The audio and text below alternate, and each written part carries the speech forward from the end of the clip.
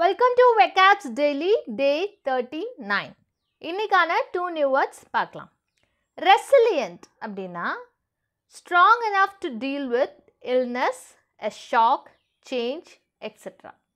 அதாவது ஒரு கடுமையான ஒரு சூழலையும் அதை withstand பண்ணக்கூடிய கேப்பபிலிட்டி இருக்கும் இல்லையா, அதை தான் வந்து ரெசிலியன்ட் அப்படின்னு சொல்லுவோம். அதாவது இன்னும் சொல்லணும்னா நல்ல கையாளும் திறன் இருக்கும் அப்படின்னு சொல்லுவோம் இல்லையா, அதை தான் வந்து ரெசிலியன்ட் அப்படின்னு சொல்லுவோம். ஃப்ளெக்சிபிள், சப்பிள், பைலபிள் இது எல்லாமே synonyms.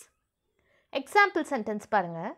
When the US stock market collapsed in June, the Japanese stock market was the most resilient. அதாவது இந்த யூஎஸ் ஒரு ஸ்டாக் மார்க்கெட் கொலாப்ஸ் ஆகிடுச்சு அப்படின்னாலே என்டையர் ஸ்டாக் மார்க்கெட்டுமே கொலாப்ஸ் ஆகிடும் இல்லையா. அப்படி இருக்கும் பட்சத்தில் ஜாப்பனீஸ் ஸ்டாக் மார்க்கெட் தான் வந்து மோஸ்ட் ரெசிலியன்ட், அதை வித்ஸ்டாண்ட் பண்ணக்கூடிய கேப்பபிலிட்டி இருந்தது அப்படிங்கிறது தான் இதனுடைய அர்த்தம். நெக்ஸ்ட் வேர்ட் பாருங்கள், க்ரக்ஸ். க்ரக்ஸ் அப்படின்னா the most important or difficult part of the problem.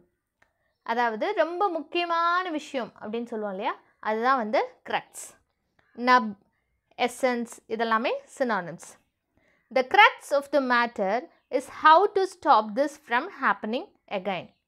அதாவது இங்கே முக்கியமான விஷயம் என்னென்னா இதை மறுபடியும் நிகழாமல் எப்படி தடுக்கிறது அப்படிங்கிறத முக்கியமான விஷயம் அப்படின்னு சொல்கிறாங்க. ஸோ க்ரக்ஸ் அப்படின்னா முக்கியமான விஷயம்.